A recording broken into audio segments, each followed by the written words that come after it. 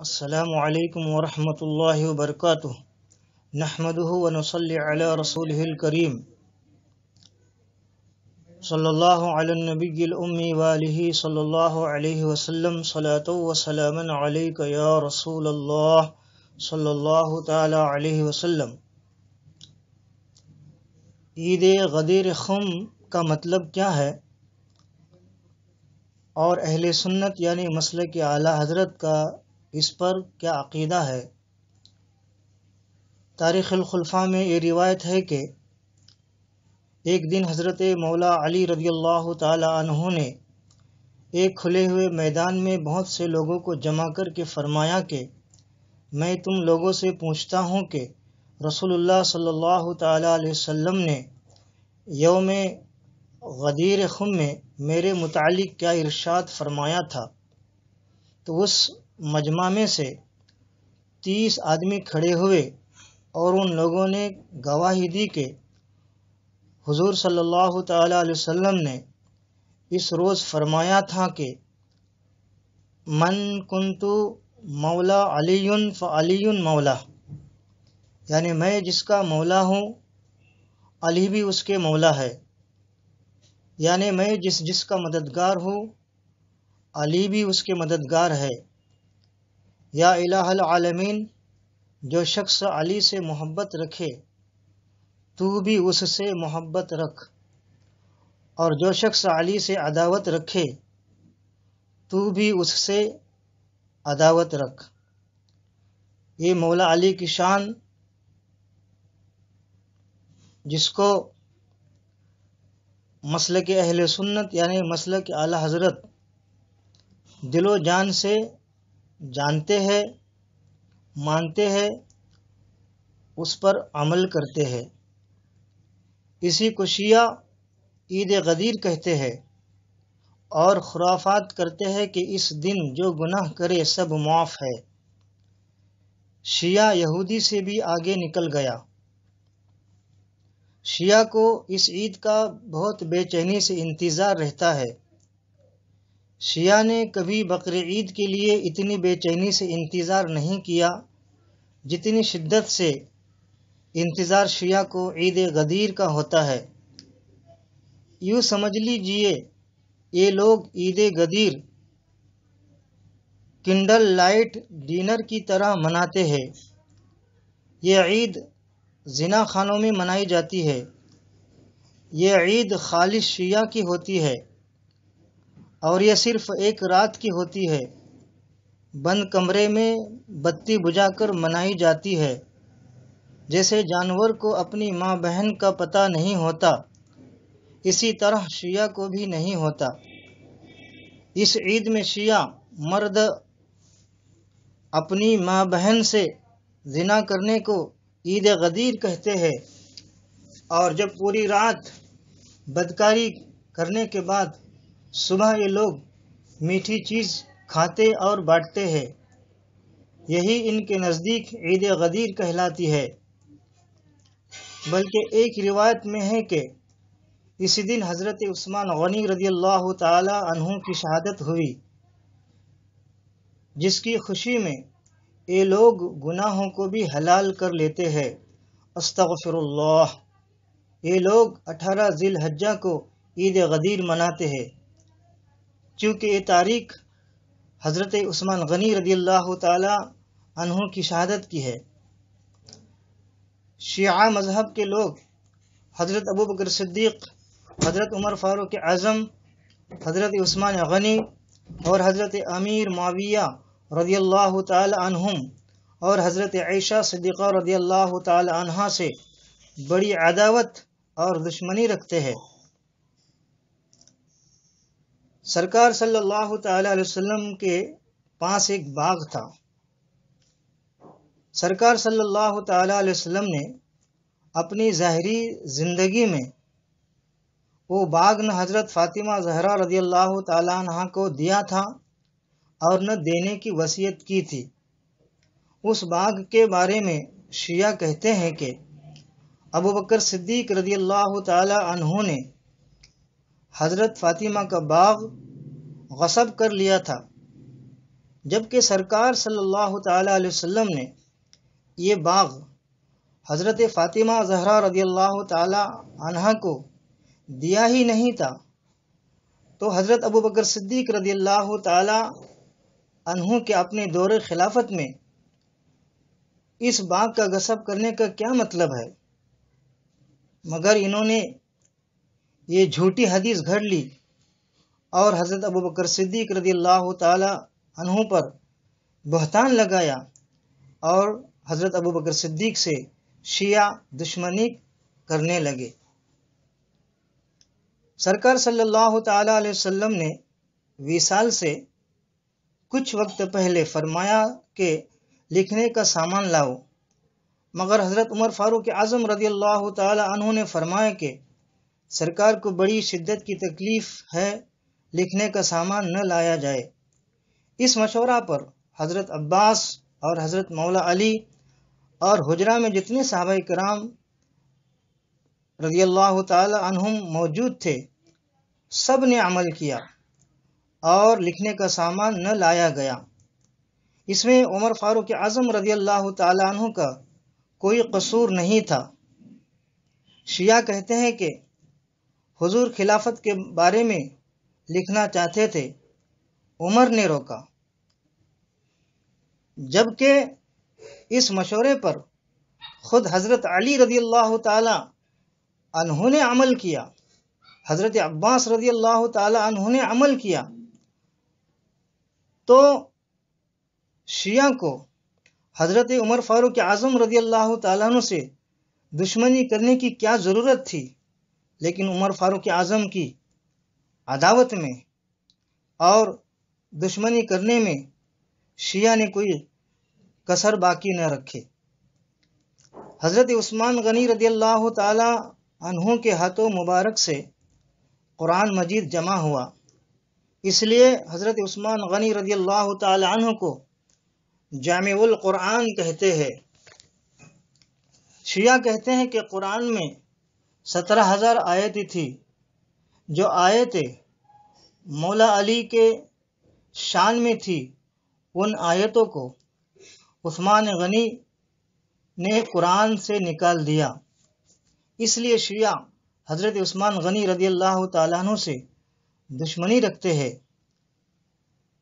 اور حضرت عثمان غنی رضی اللہ تعالیٰ عنہ کی یہ شان ہے کہ سرکار کی صاحبزادی رقیہ رضی اللہ تعالیٰ عنہ کا انتقال ہوا، اس کے بعد سرکار دو عالم صلی اللہ علیہ وسلم نے اپنی دوسری بیٹی ام کلثوم کا نکاح حضرت عثمان غنی رضی اللہ تعالی عنہ سے کر دیا، اور جس وقت حضرت ام کلثوم کا بھی انتقال ہو گیا تو سرکار صلی اللہ تعالی علیہ وسلم نے فرمایا کہ میرے پاس اگر 100 بیٹیاں ہوتی، ایک روایت ہے کہ 40 بیٹیاں ہوتی، تو ایک کا انتقال ہو جاتا تو میں دوسری بیٹی کا نکاح حضرت عثمان غنی رضی اللہ تعالی عنہ سے کر دیتا۔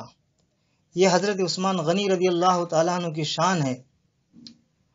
اور سرکار صلی اللہ تعالی علیہ وسلم نے فرمایا، عثمان سے آسمان کے فرشتے بھی حیا کرتے ہیں، تو میں ان سے کیوں حیا نہ کروں؟ حضرت عثمان غنی رضی اللہ تعالیٰ عنہ کے متعلق سرکار نے فرمایا، عثمان نے 2 مرتبہ جنت خریدی ہے۔ اور سرکار صلی اللہ تعالی علیہ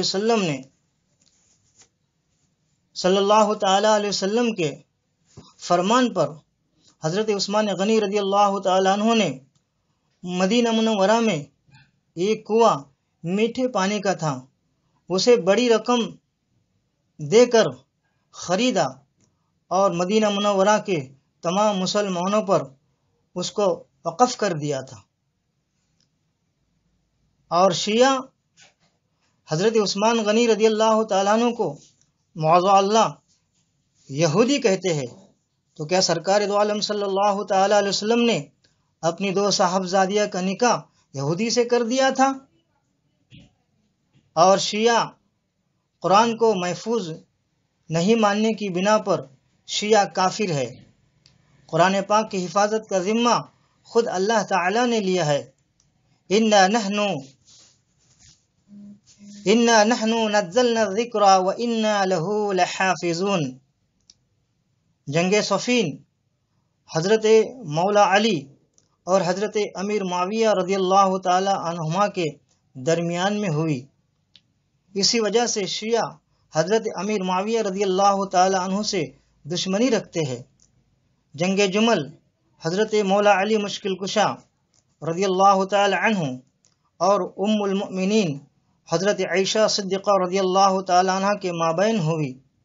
اسی لیے شیعہ حضرت عائشہ صدیقہ رضی اللہ تعالی عنہ سے دشمنی رکھتے ہیں۔ جنگ صفین اور جنگ جمل یہ اجتہادی جنگیں ہوئی، اس میں کلام کرنے کا کسی کو حق نہیں ہے۔ ام المؤمنین عائشہ صدیقہ رضی اللہ تعالی عنہ، مولا علی مشکل کشا رضی اللہ تعالی عنہ اور امیر معاویہ رضی اللہ تعالی عنہ یقیناً جنتی ہے۔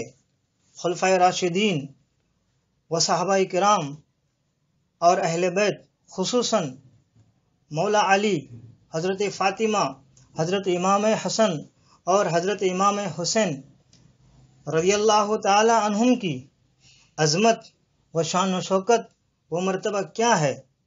مجدد دین ملت، کنز الکرامت اعلی حضرت امام احمد رضا رضی اللہ تعالی عنہ نے ان کے مرتبے سے ہم کو آگاہ کیا ہے اور فرمایا، اہل سنت کا ہے بیڑا پارا صحاب حضور نجم ہے اور ناو ہے عطرت رسول اللہ کی۔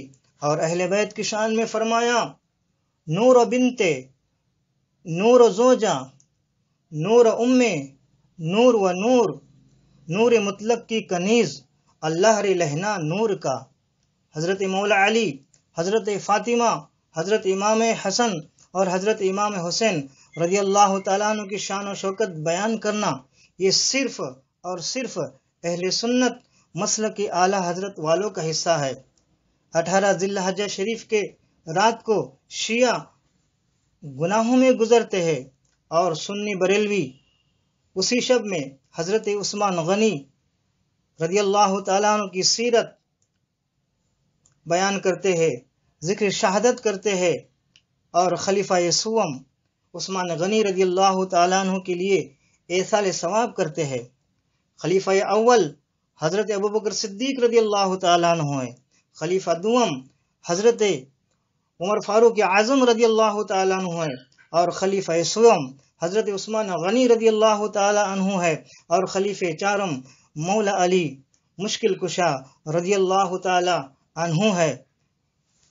آپ نے قوالوں سے سنا ہوگا، دمادم مستقلندر علی کا پہلا نمبر۔ ان قوالوں کو معلوم ہونا چاہے کہ صحابہ کی عظمت کیا ہے۔ حضرت علی رضی اللہ تعالیٰ عنہ کی خلافت یہ چوتھی خلافت ہے اور یہ قوال گاتے ہیں، دمادم مستقلندر علی کا پہلا نمبر، یعنی ان قوالوں کا بھی عقیدہ شیعہ کے برابر ہے۔ شیعہ اور مداری اور اہل حدیث کچھ باتوں میں آپس میں برابر کے شریک ہے۔ شیعہ کے رد میں اعلیٰ حضرت رضی اللہ تعالی عنہ نے 10 کتابیں لکھی ہے، اسی لیے شیعہ اعلیٰ حضرت رضی اللہ تعالی عنہ سے بڑی عداوت اور دشمنی رکھتے ہیں۔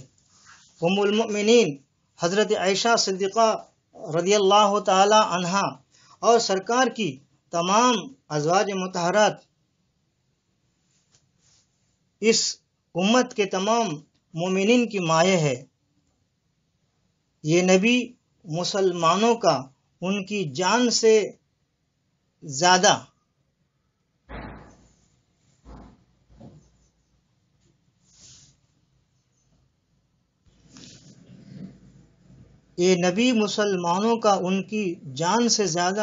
مالک ہے اور اس کی بیبیاں ان کی مائیں ہے۔ ترجمہ کنز الایمان، پارہ 21، سورہ احزاب، آیت 6۔